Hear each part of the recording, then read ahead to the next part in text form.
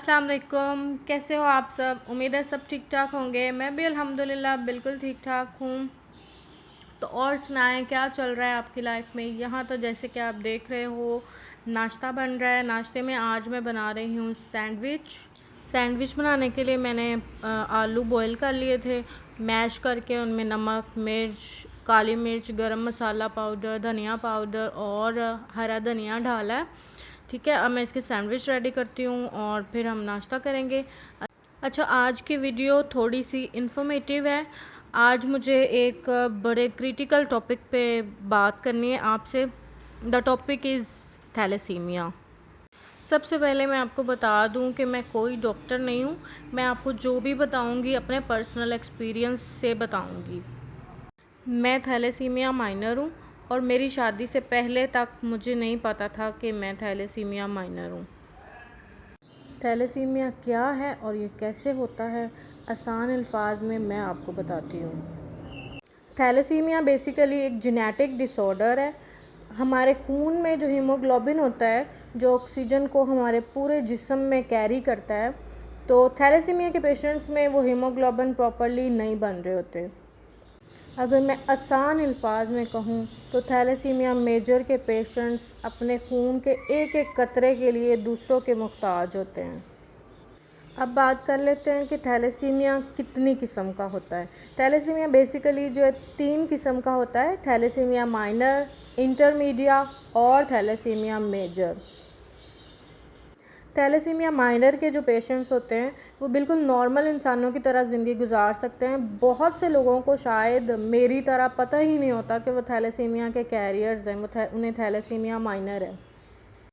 Thalassaemia intermedia के जो patients होते हैं उन्हें कभी कभार ब्लड लगाने की ज़रूरत पेश आ सकती है, लेकिन ड्रग से उनका HB लेवल जो है वो ठीक रहता है ज़्यादातर।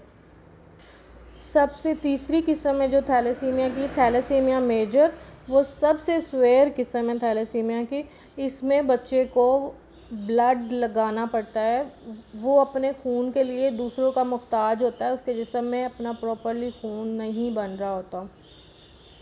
थैलेसीमिया मेजर के पेशेंट्स और उनके पेरेंट्स की ज़िंदगी बहुत तकलीफ़देह होती है। थैलेसीमिया का इलाज सिर्फ़ और सिर्फ बोन मैरो ट्रांसप्लांट है, जो कि काफ़ी महंगा इलाज है और हर बंदा अफोर्ड भी नहीं कर सकता। अब बात कर लेते हैं कि थैलेसीमिया होता क्यों है।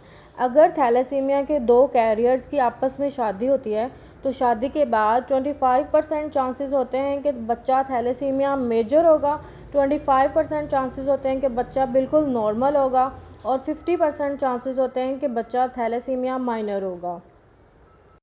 थैलेसीमिया सिर्फ कज़न मैरिजेस में नहीं होता। अगर आउट ऑफ फैमिली में भी 2 कैरियर्स की शादी होती है तो बच्चा थैलेसीमिया मेजर हो सकता है। अगर एक थैलेसीमिया माइनर की शादी एक नॉर्मल बंदे से होती है तो फिर कोई मसला नहीं होगा, बच्चा या तो नॉर्मल होगा या कैरियर होगा। थैलेसीमिया से बचने का पहला और सबसे आसान तरीका यह है कि शादी से पहले लड़का और लड़की दोनों का मुकम्मल CBC और हीमोग्लोबिन इलेक्ट्रोफोरेसिस कराया जाए, ताकि पता चले कि दोनों थैलेसीमिया माइनर तो नहीं है। अगर दोनों में एक थैलेसीमिया माइनर है तो ट्रस्ट में कोई मसला नहीं है। मसला पता है क्या है कि हमारे लोगों में अभी तक इतनी अवेयरनेस ही नहीं है। अगर लड़की वाले शादी से पहले लड़की वालों को बोलेंगे टेस्ट कराने का तो उनके माइंड में पहला सवाल यही आएगा कि शायद लड़की में कोई मसला है, इसीलिए टेस्ट कराने के लिए कब बोल रहे हैं।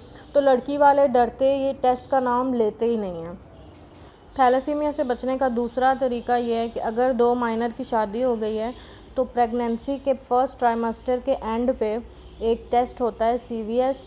उसमें आपको पता चलता है कि आने वाला बच्चा नॉर्मल होगा या थैलेसीमिया मेजर का पेशेंट होगा।